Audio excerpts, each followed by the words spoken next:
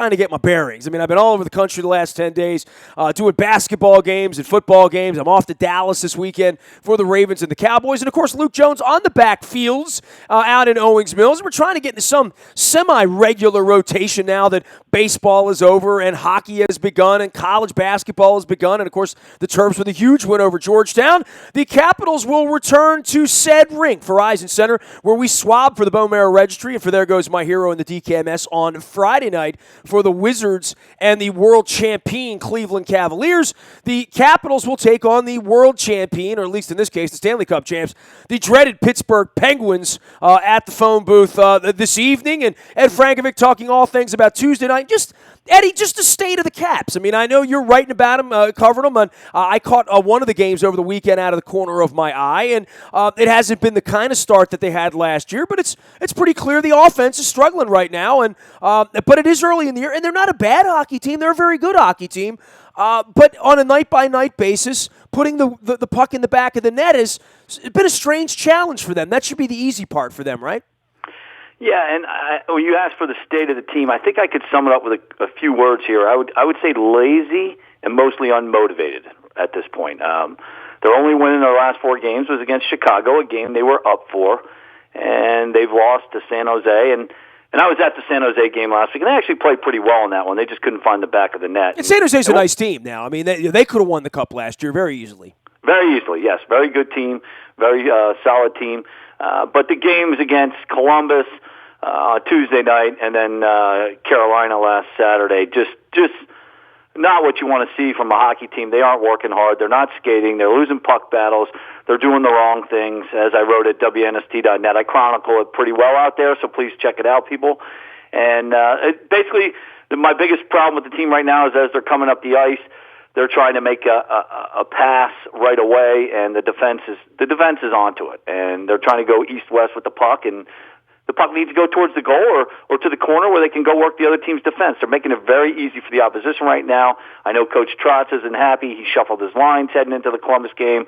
It didn't work, and frankly, as I wrote at WNST.net, it doesn't matter what he does with the lines. Until these guys start moving their feet and working harder, they're just not going to play well. I think they'll be motivated, though, Wednesday night against the Penguins. We'll see. They're going to be tired, though, but motivation is the factor right now. They got to get motivated. They got to be focused on playing a hockey game, and these other teams have more desire than them right now. From a purely scheduling standpoint, this is tough, right? I mean, playing the Penguins at home the night after you've been in Columbus and went OT, and they gave it up relatively early in overtime, but the heavy legs should be a factor in the game on Wednesday night, right? Yes, and Trotz has been doing a good job about spreading the ice time around. But yeah, Pittsburgh was in here watching the game on Tuesday night while the Caps were playing. And but frankly, I don't think anybody wants to hear the excuses from this team right now because anyone who's watched these first 15 games, most of them have been lackluster. The effort's simply not there. It's a bit of a hangover from having the best record last year and losing in the second round and putting a little, maybe too much focus on the regular season last year. But having said that, you got to make sure you get in the dance. You got to make sure you're in the playoffs. And if you look at the standings this morning, New Jersey is now past them. So they're looking up at the Rangers, the Penguins, and New Jersey. Columbus, who beat them on Tuesday night, are 2 points behind the Capitals, and that's only because they played one less game. So Columbus is an improved team this year, right? We can say that. I mean, same thing with Toronto. A lot of these teams have gotten better. They're going to see Detroit on Friday, and Detroit has found themselves now. After for a long, long time being an elite team and being able to sign anybody they want and have more money than everybody else. I drove past that hellhole up in Philadelphia on Sunday. I have a great Philadelphia story about Niels for you. Remind me to tell you that one. I mean, a lot of the marquee franchises are finding themselves being caught by the likes of the Columbus Blue Jackets and the Florida Panthers and the Toronto Maple Leafs, who are all far better than they've been in recent years. Columbus certainly made some moves over the last year or so to really change their team, and they are playing well right now. They're motivated. They want to get in the playoffs. They started 0-7 last year and really were out of the race by November 1st. And the thing that's a little disappointing about the Capitals playing them on Tuesday night was Columbus is missing their best defenseman, or you could say Brad Werenski, this 19-year-old, is their best defenseman right now. But Seth Jones is their best defenseman. He's out for 3 weeks. The Capitals couldn't take advantage of that. Saturday night, Justin Falk for Carolina, their best defenseman, out of lineup. The Capitals don't take advantage of that. The Capitals simply just are not playing hockey right now. They are going through the motions. There's no physicality. They're a big hockey team. They're not using their size.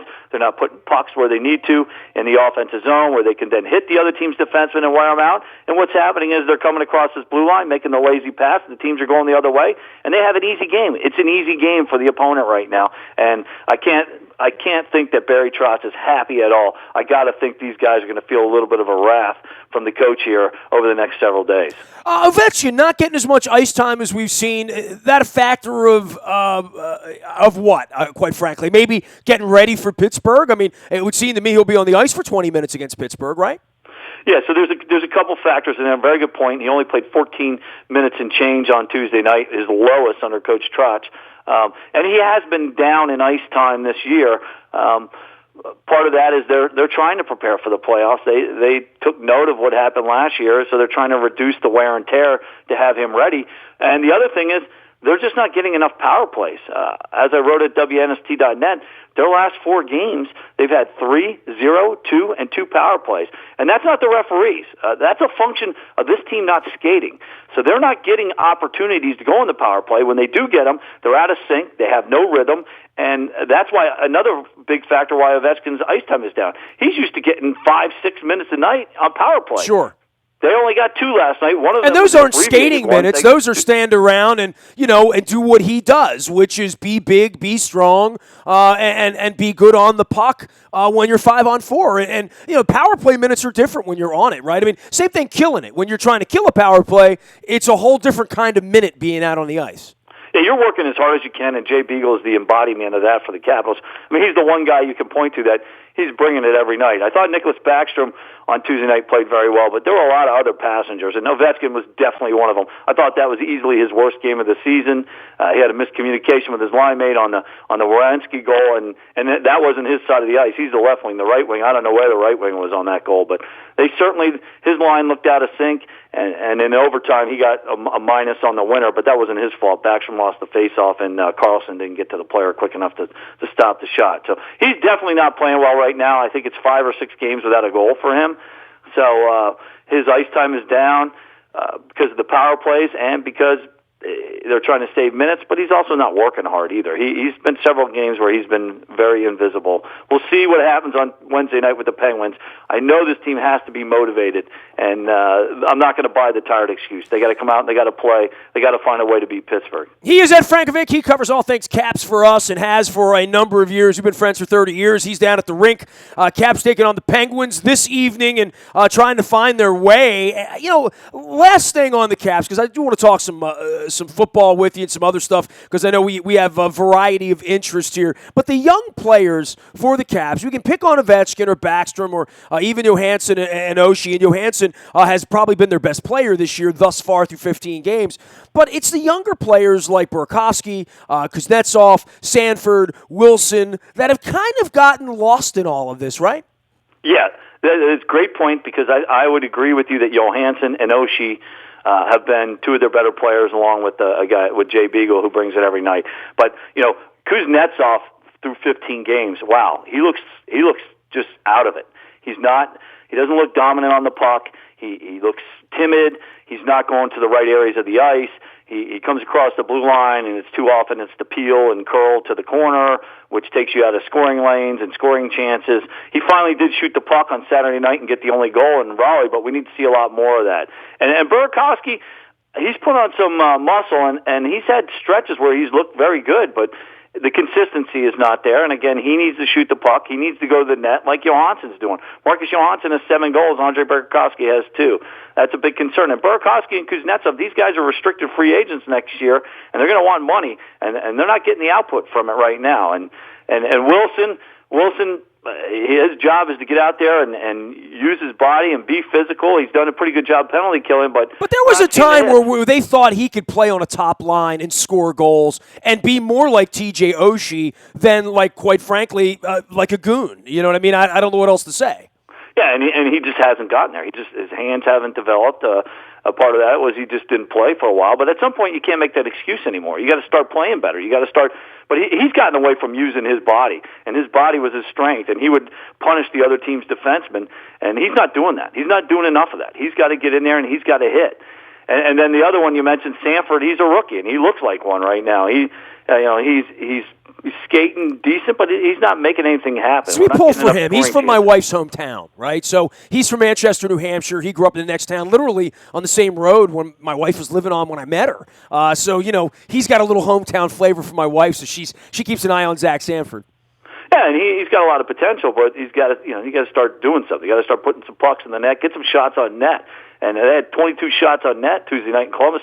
That's just unacceptable. That's just bottom line. You didn't work hard enough. You were lazy. You were unmotivated. And you're lucky. Frankly, they're lucky they got a point because Philip Grubauer played very well in those first 30 minutes to keep the team in the game. So their goaltending is fine. There's no concerns there. I have some concerns on the back end. I don't like the John Carlson and Dmitry Orlov pairing. I don't think it works. You've got two defensemen who rush the puck.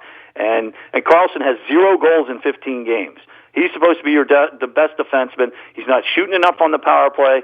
He just doesn't look at it. He doesn't look in sync at even strength because I think he's worried about what his partner's doing.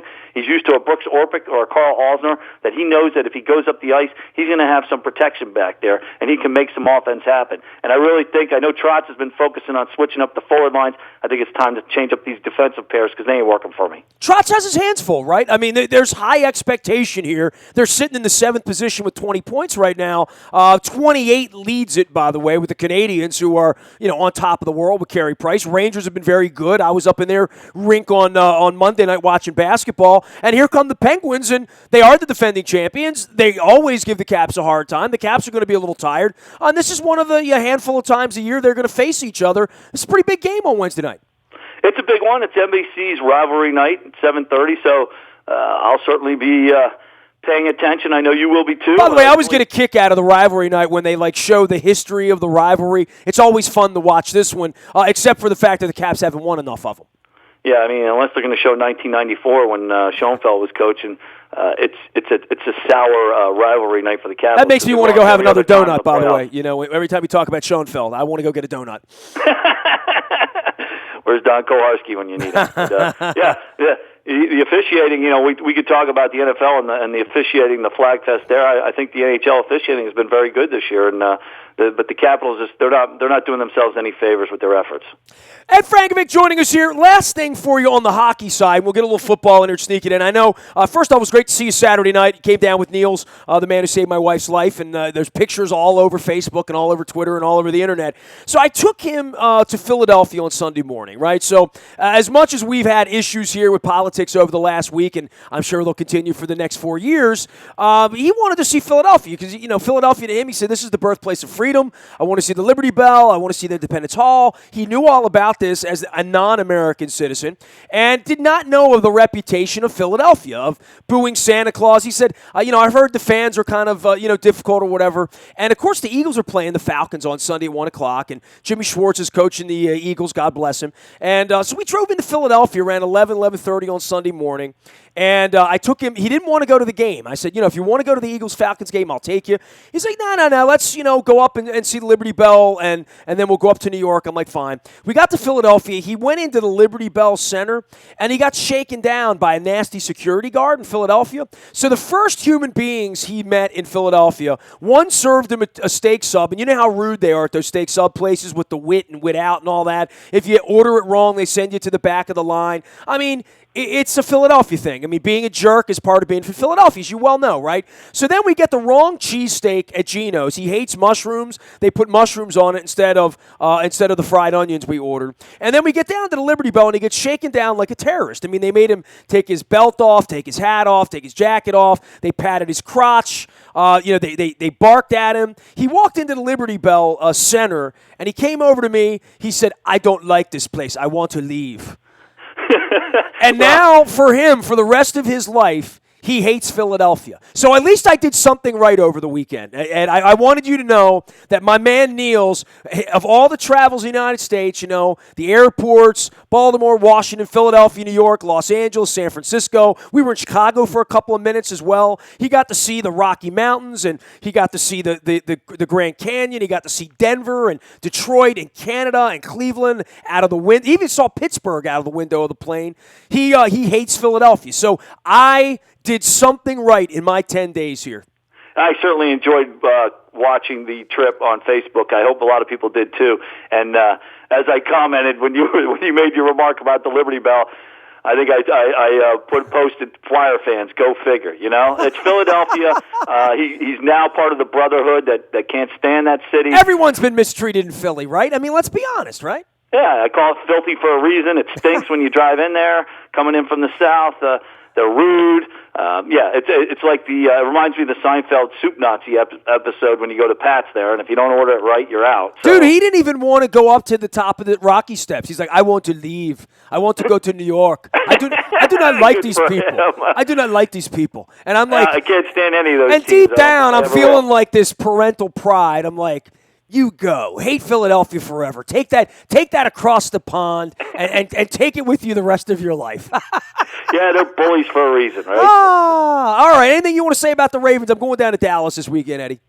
Well, I did catch last week's game, and I thought that the defensive line is certainly playing well. The defense is been a pleasant surprise, and the thing I'm concerned about is the offensive line. I think everybody is, right, with the injuries at guard with Lewis and Yonda. They had a lot of promise in this offensive line, and it's so important. And they got to get stability to some degree. Whoever's out there, at least it needs to be the same five guys for a couple of weeks. And, Alex Lewis now out, and obviously Zuda got dinged up. Yonda, we don't know where we are with him. Getting Stanley back in. I mean, the story of the whole season now has been the offensive line, because had they been able to play the first 10 games with their set offensive line, I have no doubt that it would be better than what we've seen. It would be a better result. The running game would look better. Flacco would look better. The passing, every part of it would look better if they were not a plus offensive line, just an adequate, normal, same guys working together. Because I think talent-wise, there's plenty of that going on. It's just a matter of keeping them on the field. Yeah, they're out of sync on the line, and I like the fact that they went to a hurry-up offense there in the second half, and I think they're going to need to do that because you have to get some type of rhythm. Like you said, they're not playing together, and maybe that type of rhythm helps them get rid of the ball quicker because they're so banged up there, and it's such an important part of the game. You look at Dallas, look what they've done the last few years. They're 8-1 or 9-1 for a reason. 8-1, I think it is. They've spent a lot of draft picks over the last few years on that offensive line. They've rebuilt that line, and that certainly makes it a lot easier for a rookie quarterback to go in there and play behind it. And I think that's the strength of the Cowboys team is their offensive line, and I think that Cowboys offensive line against the Ravens defensive line is going to be a heck of a matchup because that Ravens defensive line is really coming into its own. But on the other side of the ball, boy, that's the big concern, and that's going to make or break whether the Ravens make the playoffs. He is Ed Frankovic. You can follow his journey out on Twitter at Ed Frankovic. Also, Ed at WNST.net. He will be covering all things on Frozen Pond on Wednesday night as the world champion Pittsburgh Penguins show up at the phone booth to take on, I don't want to say the struggling Caps, but the underperforming, underachieving Caps at this point. I'm Nasty at WNST.net. We're out on Facebook, Twitter, LinkedIn, Snapchat, Instagram, streaming live on our Facebook Live, as well as our YouTube WNSTV channel. And, of course, anything you miss you can find in the Buy a Toyota Audio Vault 24 hours a day. Listen when you want, where you want, how you want, to what you want. Our morning newspaper ships to your email inbox at 7 a.m. each and every morning. That is powered up by Planet Fitness and PlanetFitness.com. And we also have breaking news available, and there's been some of that with the Orioles and qualifying offers, and, of course, the Ravens with roster moves, getting ready for Dallas this weekend. Get on the WNST text service. You get the news first. That's the way it works. It's all brought to you by Coons Ford of Security Boulevard. Dennis will be here on Thursday, driving you home, getting you ready for the weekend in the big, dirty D, and I don't mean Dundalk in that case. Monday night, we'll be at Buffalo Wild Wings in Owings Mills with our best seat in the house challenge, as well as the wing eating competition at lunchtime, at halftime. Wish I had hot wings for lunch, I'll tell you that right now. B-Dubs in Owings Mills, we spend every Monday night there. It is all brought to you by Fully Loaded Transportation, where we get you the limo ride back and forth next Monday night if you win this Monday night. I'm Nestor. We are WNST.net AM 1570 and WNST Towson, Baltimore, and we never stop talking Baltimore sports.